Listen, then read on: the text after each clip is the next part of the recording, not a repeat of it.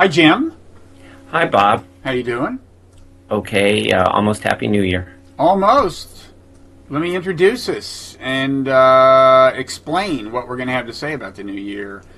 I'm Robert Wright. This is The Wright Show on Blogging Heads TV, available via video streaming and audio podcast. You are Jim Lobe, proprietor of the increasingly famous LobeLog, the foreign policy site. That's L-O-B-E-L-O-G, one word, the first syllable being your last name. True. And what else is there anything else you want to say about yourself?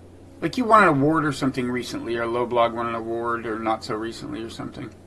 Oh, that was about a year ago. Okay, then never mind that. All That's right. ancient history. You're only as good as yesterday's story. I know, in this I know. business. I know. It's true. But let me explain what we're going to do. So we're taping this a couple of days before New Year's. Now, what we've done in the past on Blogging Heads is have like one big New Year's like show where we look back at the stories of the past year and try to anticipate the big stories of the next year.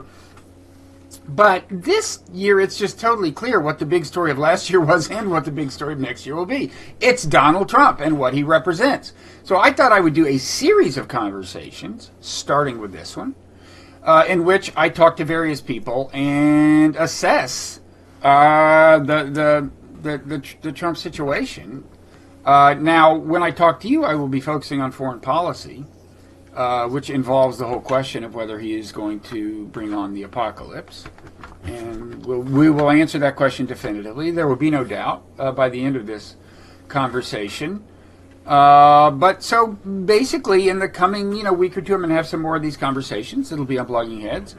But I'm starting off on foreign policy, and with you. Does this sound okay? I'm flattered and honored at the same time. Well, okay. Well, these are not mutually exclusive options. You can be both. That's true. That is true. Because I was trying to both flatter and honor you. No, I wasn't trying to be paradoxical. These were the emotions that just came over Swept me through you at the moment. Yeah. as I bestowed the honor and flattery on you. So here's the deal. Why don't we start out by asking the question, like, what would one, if you just went by what Donald Trump was saying during the campaign, how would you characterize his foreign policy if you just took him at his word? So, in other words, was there coherence to begin with in a Trumpian foreign policy? I didn't see much coherence except in the very broadest sense of the word, and that would be that most of what he said corresponded to what others have called a kind of Jacksonian view of the world, which is basically kind of leave us alone, but don't try to get in our way, and if you cross us, you're going to pay big time. Right. Which, in a sense, describes his personality, in part. Yeah, although, I mean, that's kind of an alarming thing to say because because he defines crossing him very broadly. He does, and yeah, he has I think it's very easy to cross him. I mean, the classic Jacksonian foreign policy would involve, right, a kind of a realist sense of restraint, generally speaking. Like, we're not looking for trouble. Right. We're not gonna be readily drawn into conflicts. But if you're a true, genuine threat, we'll totally blow you away. Whereas Donald Trump personally perceives virtually everything as a personal affront. So far, I mean, that's a slight exaggeration, but you take my point. I agree with you. Yeah, Okay. I think that's true. And you have this very his use of the words "America first." I mean, it's a very, very nationalistic, Right. And obviously somewhat xenophobic and nativist on the immigration issue, Right. protectionist on the trade issue. I mean, generally speaking, it seems pretty consistent with a Jacksonian view. Right. And with such figures as like Pat Buchanan, I mean, it picks up on a strand of conservative thought, right? Yeah, but Buchanan is what we call a paleocon, and he borrows a lot of paleoconservatism from people like Buchanan. But I mean, the Buchanan, I think, was nativism, much more restrained. I mean, he wouldn't talk about like bombing the shit out of ISIS or right. I don't. I don't know. I mean, there are definitely parallels, but I don't see him as exactly in the same Okay. tradition. Yeah, I mean, in part because Trump's worldview is still kind of amorphous and unformed and internally contradictory on many issues. I mean, Buchanan, for example, would never be as strong as Trump now appears to be on Israel. Quite the contrary. That is certainly true. Yeah. And it's a good question how Trump wound up there. I think some of his supporters during the election would not have anticipated that and would not have welcomed it. I mean, he did, I guess, start saying during the campaign some of the standard pro-Israel things. Well, once he appeared before the APAC annual policy conference, he was well on the road. Uh-huh. And I don't remember exactly the timing vis-a-vis the APAC conference and Adelson's decision to fund. This is Sheldon Adelson, the Yeah, I've been told recently he goes more by Adelson, but does he? so I've been trying to correct my previous pronunciation. But yeah, in any event, after Sheldon gave what he had to give or began giving, I think that influenced Trump perhaps somewhat, and he moved in a very, very strongly Zionist, ultra-Zionist direction. And we see that, of course, most recently in his tweets regarding in advance of Kerry's speech and after the abstention at the UN, and in his tentative nomination or real nomination of David Friedman, his bankruptcy lawyer, who is as fanatic as it comes with respect to Greater Israel and the settlements and other issues like that. Yeah. Okay. So, and it's funny though, you know, I don't think of that as being as consequential as I might have 5 or 10 years ago. There's a sense in which there's so much other stuff going on in the world that Israel no longer looms as relatively large as it used to. I guess the other reason is I had kind of given up on a two-state solution anyway, and now Trump is going to make it even less likely than I had thought, which was not very likely at all. But do you get the sense that Israel isn't looming as large in the landscape of actual foreign policy decisions that the president's going to have to make that have consequence? I mean, I don't know. If, for example, they decide to move the embassy to Jerusalem and they actually make a formal and official announcement, things could happen in reaction to that would definitely grab the headlines. There are many other critical issues out there that some of which could also suddenly blossom into full-fledged crises. And that, of course, would also grab the media's attention. So I would say at this point, I mean, I wouldn't write off Israel-related issues as unlikely to be a major focus of public and the administration's attention in the first 6 months. I think it's very possible some things could happen. Yeah, and I guess the nightmare or a kind of nightmare would be it getting intertwined with the larger, you know, the Palestinian situation has remained pretty thoroughly insulated from jihadism in a certain sense, right? Broader jihadism. It's not like Israel can plausibly claim, and I think Netanyahu would like to be able to plausibly claim that there's a bunch of ISIS operatives running around the West Bank, right? But there hasn't been that kind of connection. No, I mean, I think you can say that especially for the Al-Qaeda founders and the earlier plotters, 9/11, Palestine was always part of their bill of particulars, and for some it was the first bill of particulars, even though those individuals weren't necessarily Palestinian.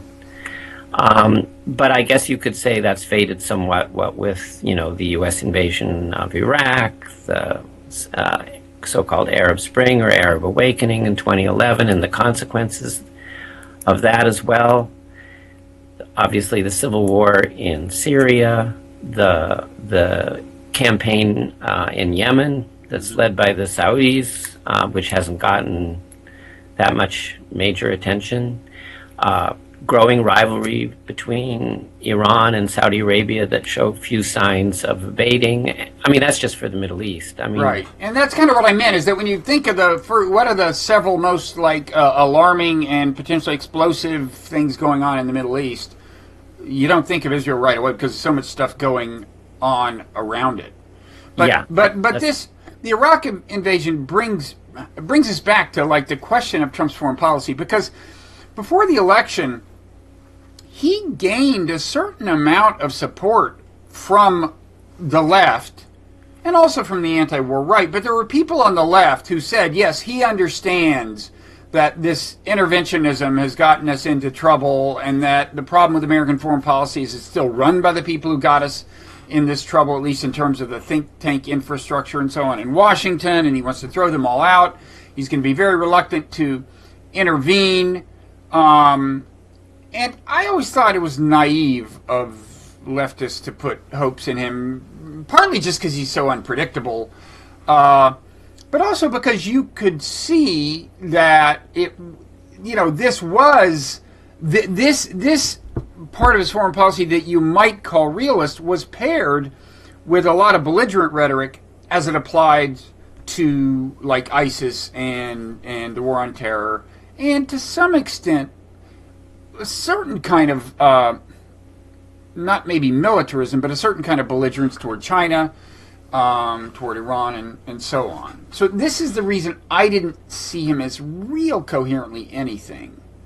Yeah, not just unpredictable, however. I mean, I would also say ignorant, which of course contributes to unpredictability. Right. I mean, again, the man could not remember that he was for the Iraq War before he was against the Iraq War. Well, he didn't want to remember, maybe. But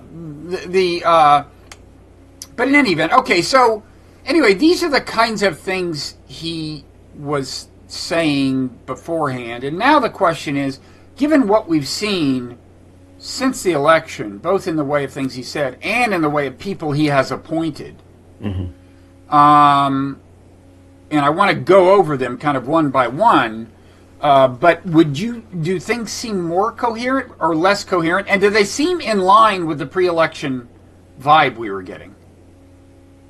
Yeah, the pre-election vibe pre-election referring to was the extent that there was anything, to the extent that there was some kind of foreign policy discernible in what he said, to what extent has that been borne out by the people he's actually appointed?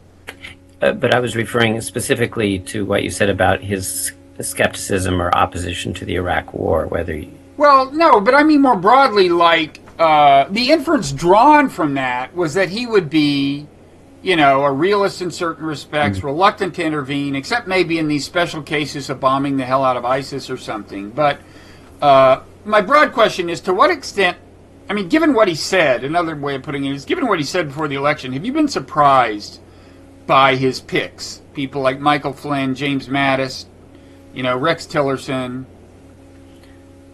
Well, I think on the question of Tillerson, and that's very little is known about what his foreign policy views are. Some people infer a lot from the fact that he has spent his entire professional life in ExxonMobil. Mm-hmm. They assume, and specifically that he has said that he's close to Vladimir Putin, and the other inference is that he must regard a good relationship with the oil-producing Arab sheikdoms as an important priority. But that's all by inference, because he hasn't really ever talked about any of that other than Putin himself. Right. So it's hard to say. I mean, I think his picks to some extent reflect the incoherence that we're talking about. Although, I mean, some of these picks, have kind of specific histories or have written books, and so we get some insight into their thinking, which again isn't necessarily consistent. I mean, they're aside from Tillerson, whose views we don't know very well, there is a strong hawkishness. Certainly, Mattis is very hawkish in general, although and that's he's James far more Mattis, who is the apparently will be Secretary. nominated for Secretary of Defense. Right. Tillerson would be the Secretary of State. Right. And then you have Michael Flynn as National Security Like Advisor. Mattis is a retired general. Mattis, a Marine, and Flynn, an Army general, and Flynn would be National Security Advisor. Correct. So why don't we look at these three people? And we should say you never know who's going to be the most influential. I mean, the National Security Advisor is right there in the White House. It's a staff position, but whether he is the most whether that position is the most influential foreign policy position depends on chemistry. Sure. Secretary of State can be the dominant figure. Secretary of Defense can weigh in heavily, and they're It's a big bureaucracy. What's that? Yeah, and the interesting thing there is both Mattis and Flynn are generals, but Mattis had 4 stars and Flynn had 3. Right. Now, they weren't in the same branch of service, but still, that kind of thing matters a little, and I'm told that Flynn actually opposed Mattis for the position, and some people think that was part of it. He wanted to have the most stars. I'm sure that was a consideration, but also I think probably Mattis shares the general view, which has been reflected in the press, of the senior staff at the Pentagon, which is that Flynn has become a little crazy, particularly since his forced retirement in 2013 or 14, and even before that when he was still at the Defense Intelligence Agency. And I'm sure he must feel threatened by Mattis because Mattis knows that stuff and has easy access to that stuff and will be whispered. That stuff being what? The evidence that he's crazy? Well, okay, I mean, I'm crazy. It's probably, well, it's not exactly. Actually, if there's one person in the administration, aside from Trump, to whom that term might literally apply, I think it's Flynn. It may indeed. Although, one person we left out, we should just mention, I don't know if we want to go into that, but I think we don't know what kind of influence Bannon will exert. And he's right. I mean, he's not a foreign policy. Well, you could say the same thing about Jared Kushner. He is interested. Right, but I mean, he's not formally a foreign policy advisor, but certainly Steve Bannon. And actually, let's pause there. I know we've got too many plates spinning now because I promised we're going to do various things, but let me pause with Bannon and tell you the coherence that I see in the foreign policy.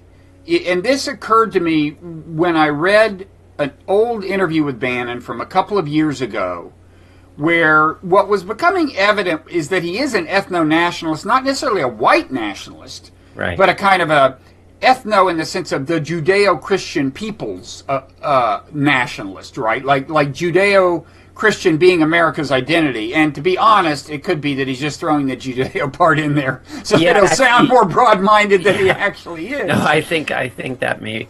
I mean, I don't necessarily think he's anti-Semitic. I don't think there's any much, credible specific evidence. A former wife said something plausible right. that he said that didn't suggest a broad love for the Jewish people. No, but when you talk about the great victories of Judeo-Christian civilization over the Islamic hordes in the Battle of Tours, right, and Vienna, I mean those exactly. No, I think he's Jews. fine as a practical matter. I think he's fine. He's happy conceiving America's cultural ethnic identity as Judeo-Christian. Yeah, not white per se. I think. Yes, and he is happy. And what became clear to me in reading that interview is that he thinks the great challenge to America is from Islam. And that's when I realized that, the Clash of Civilizations narrative, and I've been saying for a long time, like when I reviewed Samuel Harrington's book on, did I get his name right or wrong? Sam Huntington. On the Clash of Civilizations, I said the danger is that it will become a self-fulfilling prophecy. The more we think there will be a clash, there will be a clash. And at that point, I wasn't even thinking about the Islamic clash in particular. I just said as a general matter, this can be a self-fulfilling thing.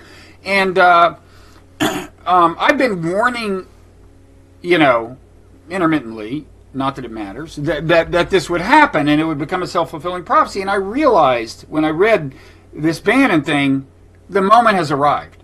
It is now, it has moved from being something that we are inadvertently bringing on to something that the administration is embracing. We have an administration that wants to see the world as a clash of civilizations and wants to talk about it that way. And I think if you want to contend that there is a coherence in the Trump, and I don't mean Trump himself, but in the worldview that is emerging within the Trump administration, I think that's the best candidate. Well, certainly Flynn reflects Flynn that. is right. Yeah, Flynn is the perfect example. And then... And also not just Flynn, but the Deputy National Security Advisor, K.T. McFarlane, is very much on the same wavelength.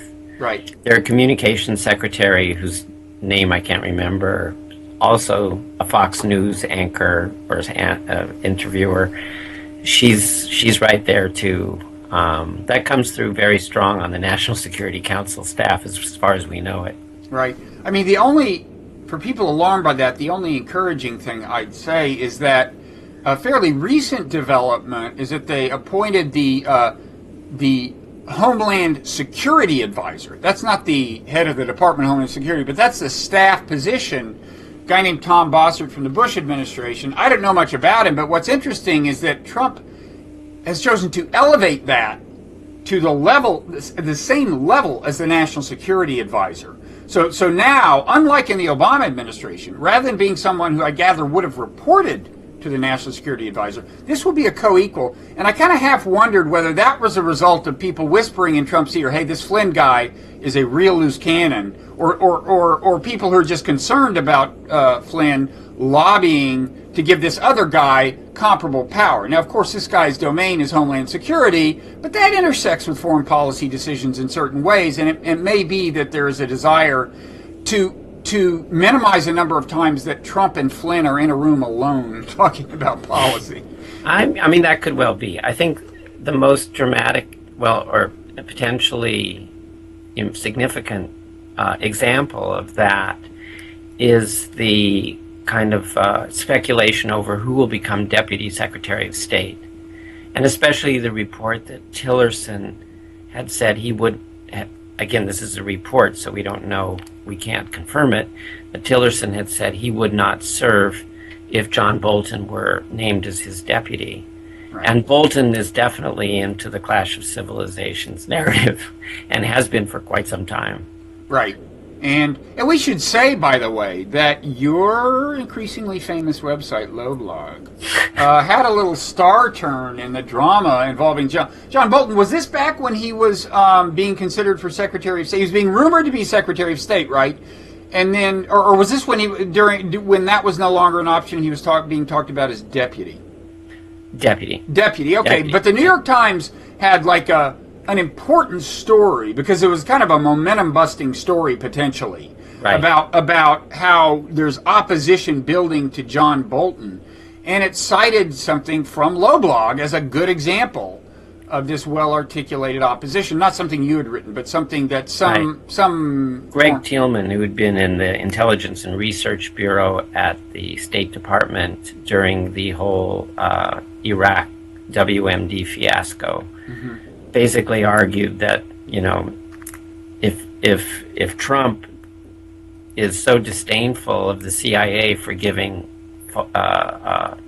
misassessing the WMDs in Iraq, then why would he nominate John Bolton, who was one of the people who was pushing that the most strongly within both the State Department and the Bush administration? Right.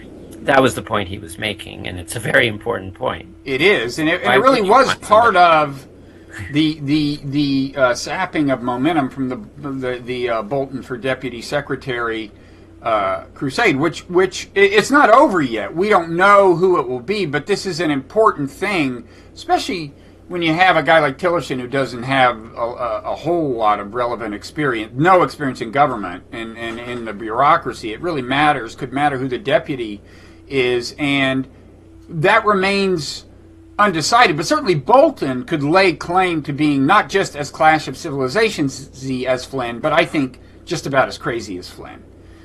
I think Bolton is much more sophisticated, and he far more articulate than Flynn. Yeah. You can be, at least you can based be on articulate. the book that I just had to read. You can be articulate and crazy. Okay, why don't you talk about that book? Now, this is a book. This is the Flynn book, you mean? Yeah, Flynn wrote a book, which was co-authored by Michael Ledeen. And remind us, Michael Ledeen, he's been around forever. Didn't he show up in Watergate or something? Oh, no, was it Iran-Contra? Yeah, but even before that, he was, he's an early neoconservative, close to Richard Pearl. Where he first became well known was he apparently had some relationship to military intelligence in Italy, which had pretty good contacts in Libya back in the late 70s, 1980, and he contributed to what became known as Billygate, the scandal surrounding Billy Carter, Jimmy Carter's brother. Oh, wow, I had forgotten that. I mean, Billy Carter, what I remember is Billy Carter got in trouble for trying to market Billy beer or whatever it was. You use his connection to President Carter to create his own brand of beer and was ridiculed for that. Well, I think Gaddafi invited him, and he had yeah. And so Ledeen kind of broke that story, or helped break it. I think back when, I think it was in the New Republic. Mm-hmm. But then he was one of the chief propagators of what became known as the Bulgarian connection, which was this notion that the KGB was behind the attempted assassination of Pope John Paul II mm-hmm. in 1981. Do you Okay. recall that? It was the author of the Bulgarian connection was Claire Sterling, who was an investigative reporter for Time, and then Ledeen was one of the real propagators who essentially argued that that the KGB worked through Bulgarian intelligence to hire a Turkish gunman who was a member of the Grey Wolves to attempt the assassination of Pope John Paul II early in his papacy.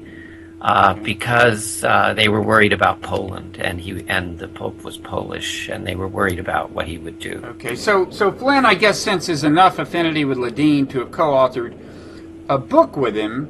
Now, Ledeen he's a neoconservative, which isn't entirely consistent with the pre-election Trump, since neoconservatives want to crusade on behalf of democracy, and Trump rejected that. But and, I mean, Trump was making all these pro-Russian noises, and as you suggested, neoconservatives have always been very skeptical, to put it mildly, of Soviet and then Russian intentions. So that's another kind of thing in the mix. And I guess maybe it makes it a little hard to...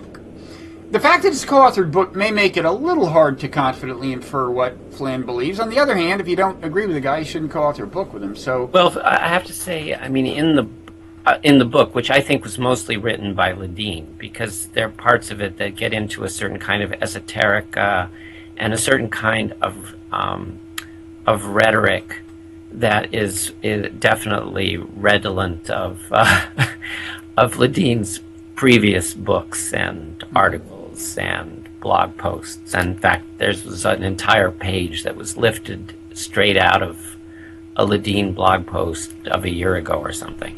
I think Ledeen kind of wrote most of the book, and whether or not Flynn read it carefully and made corrections or suggestions, I think is unclear. But it's in Flynn's voice, book, right? It's like the first person pronoun is used to refer to Flynn. Yeah, I know, but it doesn't say it was written with Michael Ledeen. It was written, and it says that they both wrote it. Which is just odd. Although Flynn is the headliner. But what I was going to say is, in the book itself, with respect to Russia, Flynn or Ledeen, whomever,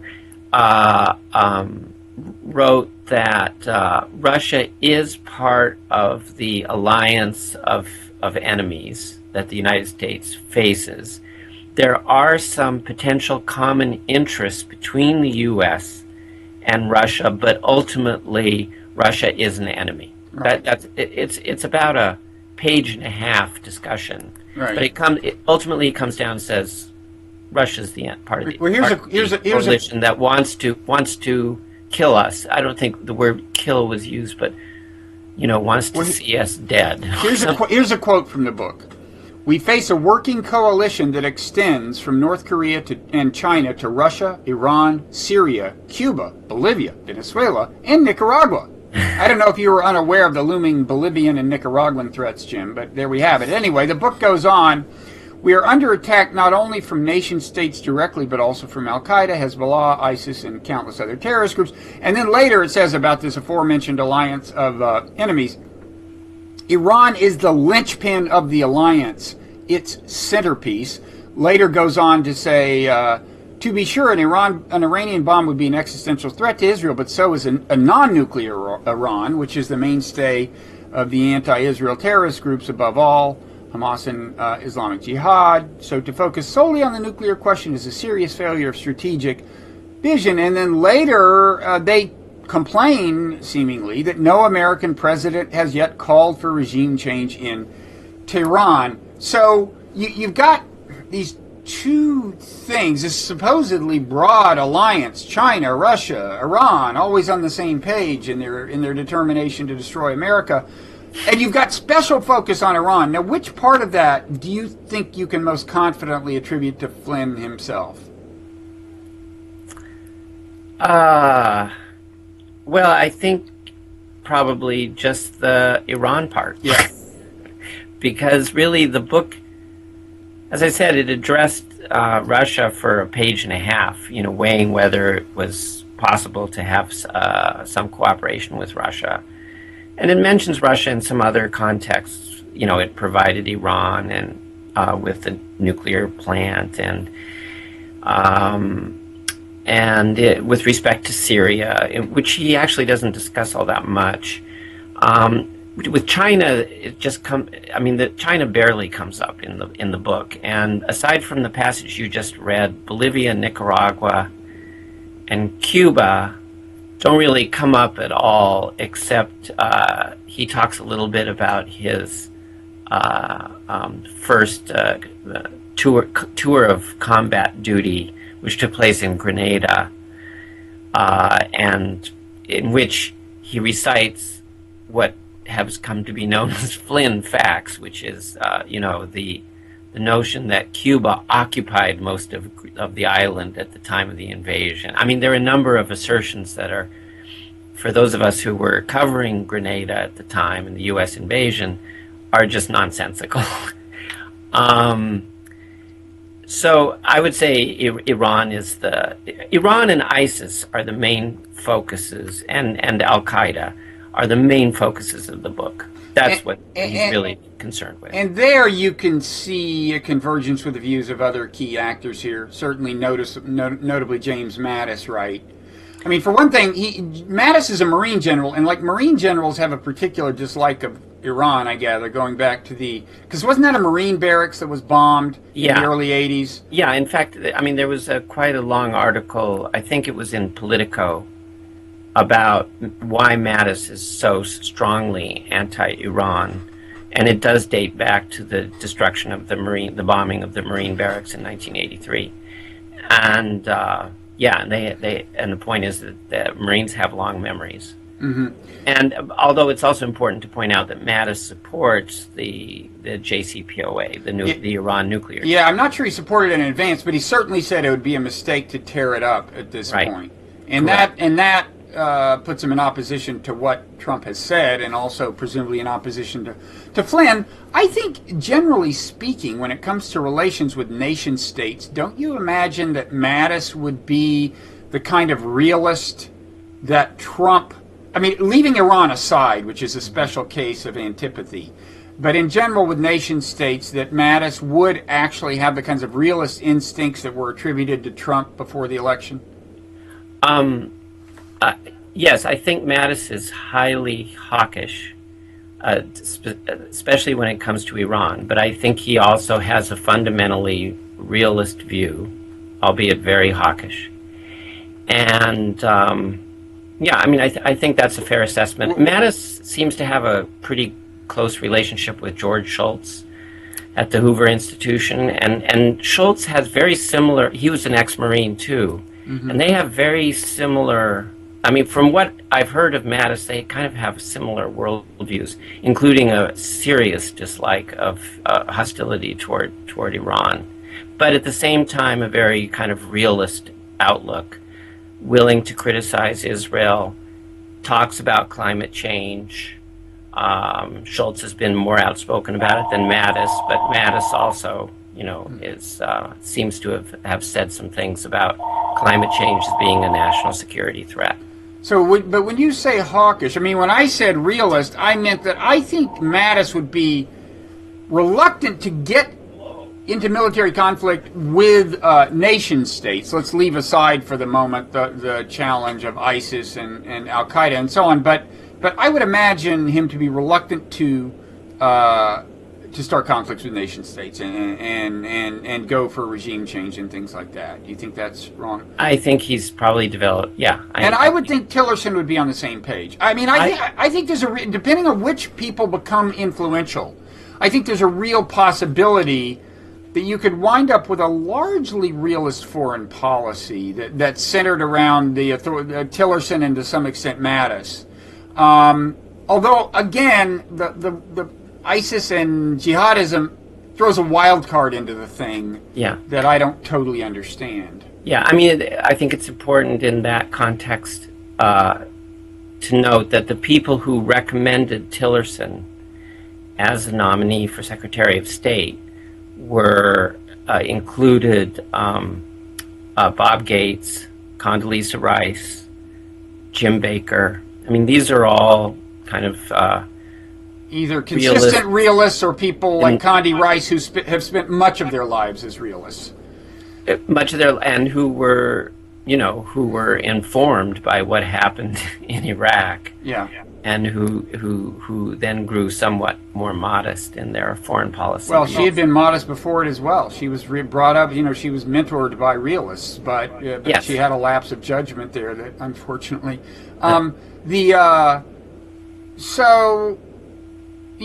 at the other extreme though, I mean, if Flynn becomes real influential, I mean, I alluded earlier to the idea of Trump and Flynn in a room alone. Can you imagine, I mean, seriously, what that conversation could be like? Like if just something happened in the world and it's just Flynn and Trump talking about what to do, that to me is a truly horrifying prospect. Yeah, to me as well. Yeah, I mean, they're both very conspiracy oriented. Yeah, and they take things very personally. I mean, it's clear that from reading the book that Flynn is extremely angry about the way he had to leave the DIA, and he is that's the Defense Intelligence Agency. Which, where does that stand in the constellation of intelligence things? Well, it's the Pentagon's. It's basically the Pentagon. So there's the Pentagon's intelligence. There's the CIA. There's maybe some other stuff, and then there's an overarching director of all of them, right? Yes. Okay. That person has not yet to be named, although It's not clear how much power that person will have. It's possible that the office itself may be abolished. They'll go back to the previous system. I think it's a very frightening prospect because they're both. I mean, they take things very personally. I mean, the way Flynn attacks Obama in the book has a very personal edge to it. So, I mean, in many ways, they meaning Trump and Flynn are a match made somewhere. But they'll I think heaven is not what comes. They'll reinforce each other's views of the world in lots of ways that I find very frightening. So I guess a big question is like the people that we think definitely get some real face time with Trump, like Bannon, Jared Kushner. Are they going to be pushing him to take Flynn seriously, or are they going to be warning him about Flynn? And that's not totally clear to me.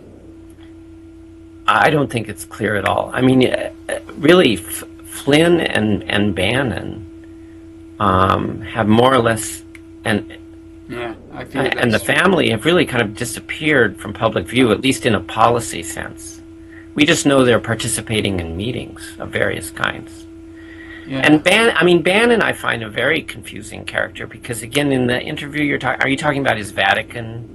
Yeah, I believe so. It was like Yeah. 2014. I mean, that or was very, because it wasn't just like Islam is the great enemy in the clash of civilizations. It's also like Wall Street and Goldman Sachs Right. are the great enemy, and then you turn around and he's he's not asserting himself in the selection of various nominees, or that was just a cynical populist ploy, and he loves Goldman Sachs and Wall Street and so on. I mean, I can't figure that out when you have a, you know, the economic appointments for the most part thus far are especially pleasing to Wall Street, which is why you see bank stocks, you know, getting record highs. I mean, how can Bannon be happy about that if he was at all sincere in that interview? I don't understand. But I sense that he is sincere. I mean, I think he is a genuine economic nationalist, certainly a nativist. That's You know, true. a guy who's not just concerned about Mexicans migrating from the South, but about South Asians coming in and taking executive positions in Silicon Valley.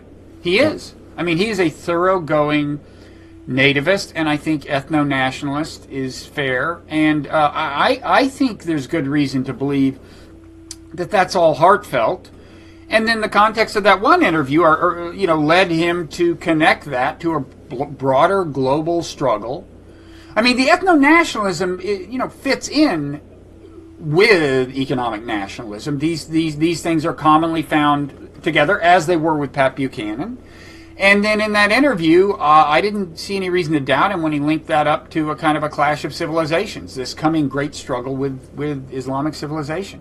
Now, yeah, and before we leave Bannon again, I think it's worth noting. I mean, what really worries me about him on the foreign policy end, aside from the clash of civilizations, is that he seems to be very, very focused on what's happening in Europe, the other side of our ethno-nationalist whatever. the Brexiters and the Marine Le Pens. Yeah, and I mean, you've got essentially there's a project or multiple projects, so to speak, by different actors who are potentially quite powerful, all directed against the continued survival and health of the European Union as an entity.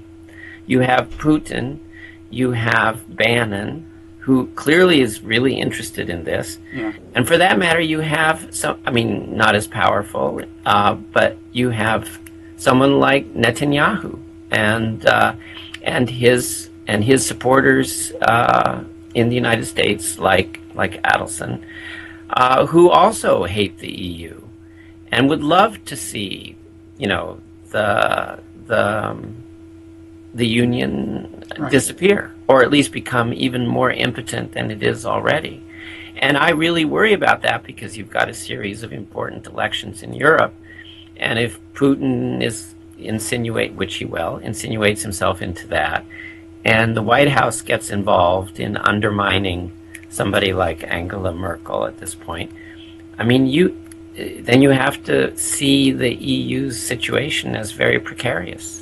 And that worries me a lot, too. I had not thought about that. I mean, I had thought about Bannon's identification with the right-wing nationalist nativist people in Europe as part of a larger opposition to cosmopolitanism and globalization. In other words, a natural expression of his own nationalism. I hadn't realized that he might have as a specific goal the destruction of the European Union.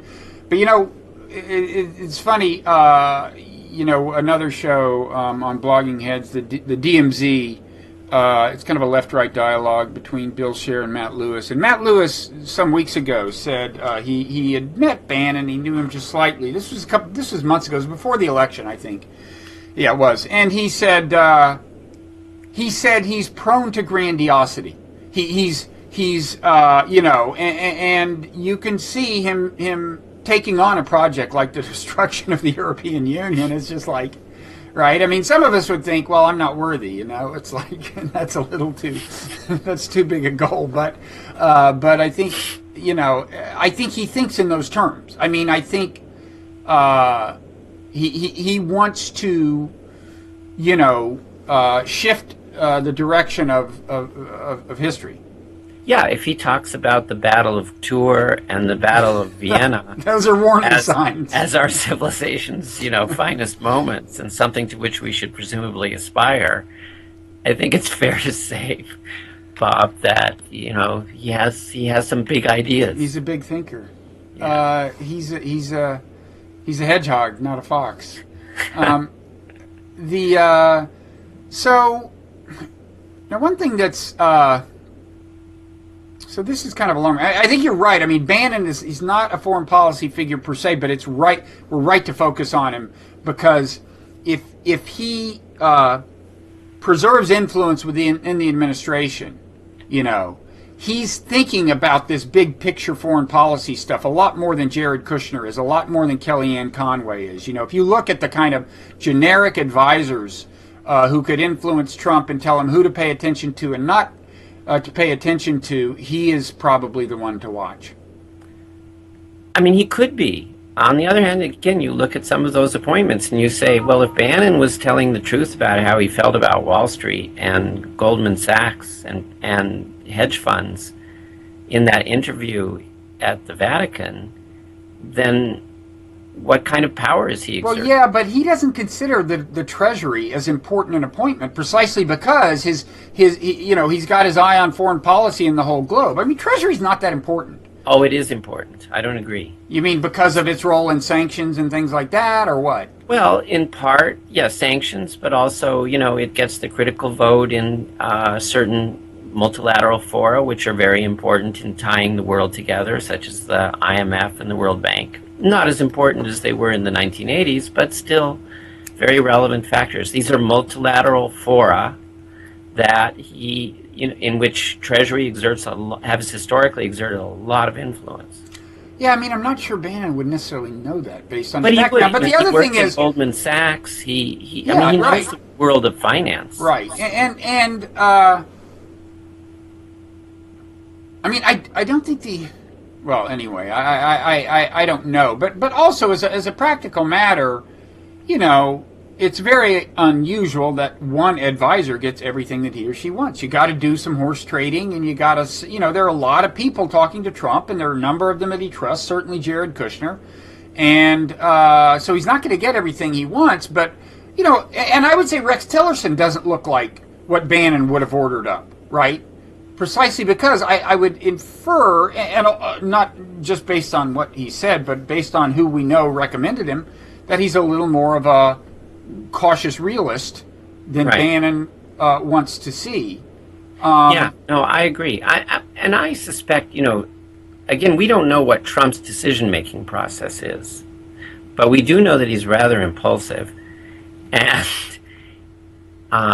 that he has a certain image of himself. And, some of the speculation in the press has been that, he's very impressed by certain people, especially by, large men who seem to have a certain power about them, and who have strong views, who aren't necessarily, who are rather, who speak rather directly, and don't pull any punches. And so, I mean, he could be making some of these hiring decisions not on the basis of policy or worldview, but on the basis of being really impressed by someone's, charisma or presence or whatever. Well, relatedly, an interesting question is why so many generals? I think this is just about unprecedented. In addition to a former general as national security advisor, you've got a former general as Secretary of Defense, which is supposed to be that you can't have a recent military person as Secretary of Defense, so he's going to have to get a congressional exemption to do this. And then you've got John Kelly, a retired Marine general, as Secretary of Homeland Security. So you got And, three. and Pompeo at CIA. He was never a general, but he was an Army officer. So what? And he went to West Point. So would you attribute that? And by the way, this is something I could imagine attributing to Bannon. Bannon is a former military guy, in addition to being a former Wall Street guy. And I mean, do you have an explanation for why there are so many generals? It's really an aberration historically. Well, Trump went to military school. Yeah, and then and then succeeded in dodging actual military service. But Bob, I mean, we mentioned Pompeo just now in passing, but he's someone else who, while Democrats say they consider him relatively reasonable and someone they can work with, he is a Tea Party guy who's said some very, Islamophobic kinds of things, and I imagine he probably subscribes to a similar, if more refined and not as strident a worldview as Flynn and Bannon, and that's the head of CIA. So that's a real problem, because now you're kind of back in Iraq territory, where the manipulation of intelligence becomes something that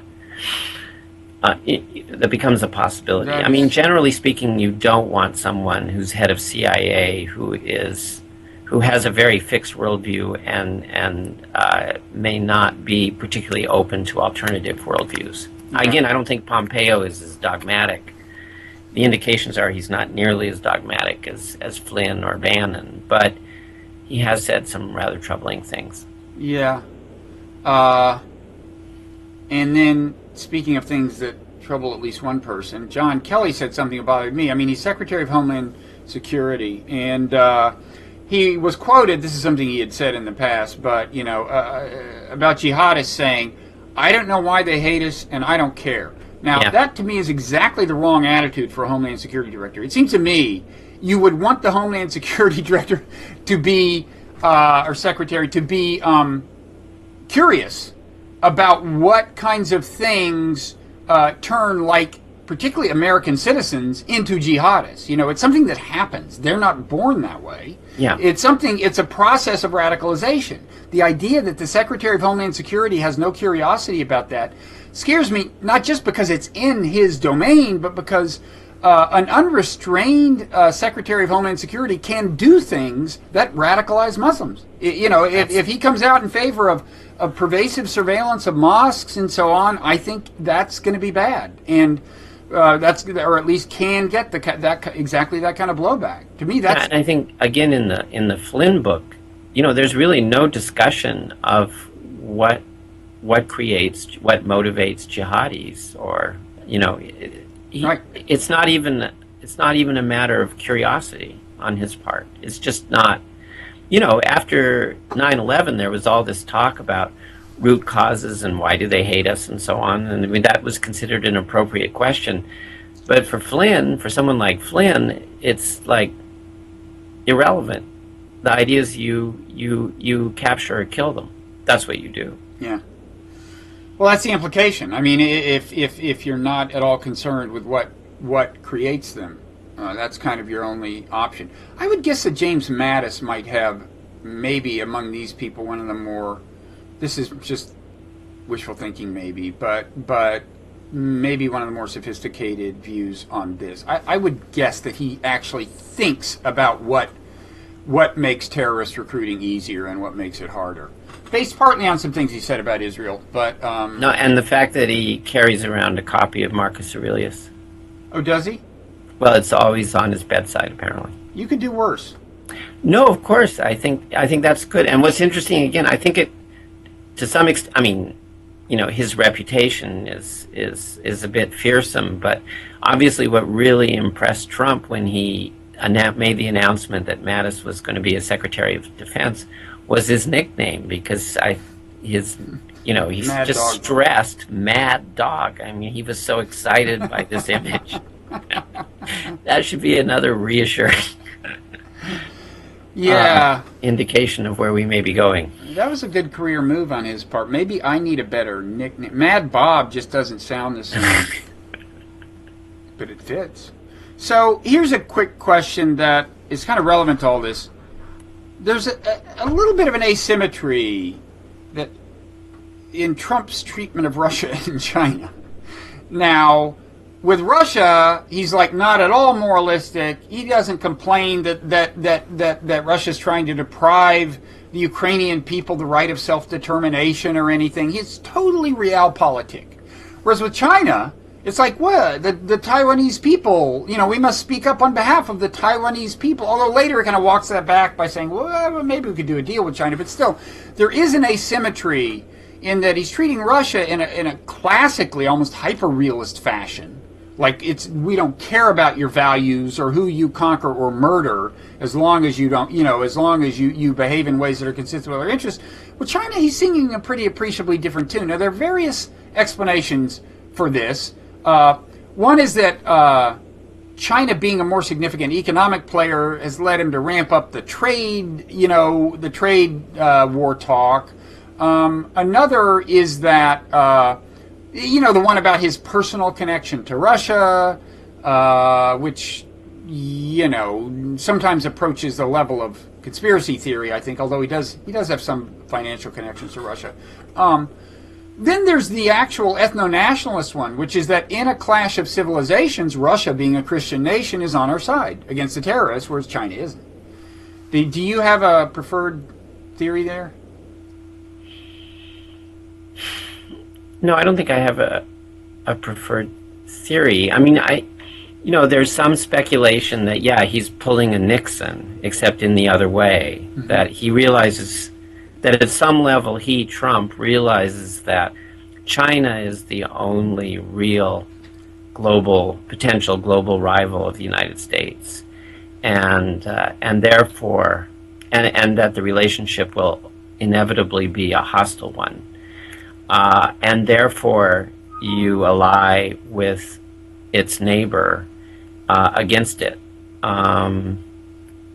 and as another, major power in any event. So that theory is out there. I tend to see it as partly, populism. He felt he was going to win on people's feelings of their people losing their jobs, and where did they lose their jobs? I mean, I see that partly as opportunistic, but I think there may be a clash of civilizations element to it. I mean, I haven't heard Bannon talk about China, but I think it's probably, to the extent that he sees the world in that way, he probably sees China as threatening. Yeah. And Flynn doesn't talk much about China. It's pretty clear he doesn't really know much about China. But the fact that he includes China without any question in this alliance of enemies or coalition of enemies as something that's taken for granted, in a sense. Unlike Russia, where he says there could be some common basis for cooperation, but ultimately they're against us. They want us dead. Mm-hmm. With China, along with Bolivia, there's no question that China is a rival. And that's it's interesting because, again, Wall Street can't be happy to hear that kind of talk, and it's very dangerous talk. I mean, when we were talking about Israel early on as being as possibly a major point of crisis, I mean, China and Taiwan are major points of crisis, as is North Korea. I mean, China, as you know, just yesterday, sent their aircraft carrier out beyond and within 90 miles of Taiwan, and that hasn't happened before. And there's a lot of tension in the South China Sea. Yeah. But it's interesting, as far as Bannon in China, I mean, first of all, his, if the economic nationalism is sincere, you can, that could, again, help explain his being warier of China than Russia. But, it's also interesting, I've heard him, he has complained about immigrants from South Asia, at least. I don't know about East Asia. I haven't heard him complain about Russian immigrants, and yet there have been Silicon Valley, you can find more than a few Russian immigrants, Now, maybe they are not as likely to be CEOs as Indians are, say, but I'd be curious as to whether, whether immigration from Christian nations bothers him the way immigration from other nations does. I suspect not. Yeah. I do too. So so time's just about up, I guess. But I would like to hear before we go. Do you have like an apocalypse scenario?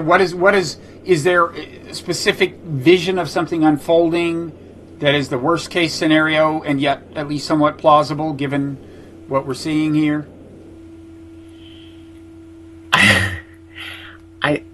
I think, Bob, you alluded to a scenario where Flynn and Trump have to make a big decision really quickly, and they're together and they can't consult with Tillerson or anyone else. Yeah, that scares the hell out of me. So that's pretty apocalyptic. I mean, I can just see all kinds of minor incidents turning into big escalations really fast, in major part because Trump himself is so impulsive. Mm-hmm. I mean, if he feels his manhood is under question, and it has to do with a military confrontation of some kind, be it in the Straits of Hormuz, with Iranian speedboats, hassling American destroyers, or whether it's in the South China Sea with a much more impressive local power, China, behaving aggressively toward U.S. Navy or U.S. spy planes, like took place in 2001, where a spy plane, got too close to a Chinese fighter got too close to a U.S. spy plane and went down, and the spy plane was then taken to Hainan Island, or forced to fly to Hainan Island and held there for a week or so. I mean, I can see these incidents as escalating very rapidly with a man as impulsive as Trump, especially if he's surrounded by people who are kind of, in some respects, spoiling for a fight. Yeah. Of one kind or another. I can also see third-party provocateurs provoking. False flag operations, But the escalation could be very, very fast, and anything of a military nature could soon essentially escalate out of control. That's right. I think China was actually wise to seize that little robotic sea craft because I think they realized they wanted to send Trump a signal. I think, and they realized that if they wait until he's president, then to save face, he's going to do God knows what, and they wanted to let him know beforehand that they can be expected to save face too, basically, and that you can't, that there would be wisdom on his part in an implied non-aggression pact with China. Yeah, I think one of the great dangers is that countries with whom we do not share a number of interests, but the militaries of those countries operate close to ours. I think there may be a great danger in senior levels of those governments not understanding fully how impulsive and how uninformed the President of the United States is. And taking for granted that because he's the President of the United States, he must have a lot of people who know a lot around him and are advising him very closely not to do stupid things. I think they may make a presumption that may not be warranted, and that worries me. Yeah. Well, I guess my own nominee for apocalypse is the ongoing development of the clash of civilizations as a self-fulfilling prophecy, and specifically our continuing to do what we have done since 9/11, which is do things that make the problem of jihadism worse. That's what the Iraq invasion did. That's what the Libya thing did, especially once it turned into a regime change operation, at which point it also exceeded the UN mandate. And I think, a totally unappreciated fact is that had we and our allies, I'm not sure we could have arranged in Syria to restrain our allies like Saudi Arabia, Turkey, Qatar. But had we not armed the opposition, in other words, had that not become a regime change operation, we would be in a much better place with jihadism in general. So the moral of all those stories is, no regime change. But I think going forward, regime change is not what we have to worry. I don't think it's what Trump's going to be up to, but I think he's going to find things to do that will make the jihadism worse. In things he says about Islam, in things the Homeland Security Secretary does, and in what will probably be a ham-handed approach to fighting ISIS, I would guess. And confronting Iran. And confronting Iran. That's exactly right. And that is the one kind of nation state. If you had to worry about one nation state situation as opposed to jihadism diffusely, that might be it. And it's not totally unconnected to it, although not in the way that people often think. I mean, the jihadism tends to be Sunni, and Iran tends to be kind of fighting that. But well, that's what's really also kind of really worrisome is that somebody like Katie McFarland, the Deputy National Security Advisor, I've seen interviews that she's carried out in which she belies a failure to understand essentially the difference between Sunnis and Shias. I mean, as late as 2010 or 11. And Mattis, in his April speech at CSIS, Center for Strategic and International Studies here, in talking about the Middle East, all he could talk about was Iran, and one of the points he made was, we've kind of dedicated too much attention to Sunni radicalism. We need to pay more attention to Shia radicalism. Wow. By which he, of course, meant Iran and Hezbollah. So these are things that that also contribute to my great sense of anxiety, if not dread. Well, certainly, if you pick out if we go to war with all the enemies that one or another of the key foreign policy players is focused on, we'll be at war with a whole lot of people. I mean, because others are focused on the Sunni jihadism, right? And then some are both, like Flynn. Maybe the final, if there's a source of hope, I think, Deputy Secretary of State position hasn't been filled yet. There's some talk of somebody like Richard Haass. I've never been a huge Richard Haass fan, but in this context, he would, God knows, be a breath of fresh air. So if you got somebody like that as Deputy Secretary, and the influence at state and maybe to some extent defense outweighed the influence from the National Security Advisor, maybe that's a hopeful. Another hopeful scenario in some contexts is actual Russia. I mean, Trump has been talking as if he doesn't understand that Russia and Iran, in the biggest conflict going on now, are on the same side. He wants to buddy up with Russia and destroy Iran. And you would expect Russia, if indeed it stays in his good graces, to do some lobbying to take it easy on Iran. Not that Russia and Iran have a really deep and broad-based alliance. I mean, it's to some extent opportunistic involving Syria, but still, you might expect that. Russia, has supported the Iran deal, and you might hope that he'll hear some of that from Rex Tillerson as well. Tillerson doesn't have much of a history. But we know that Tillerson, at least as head of Exxon, was anti-sanctions.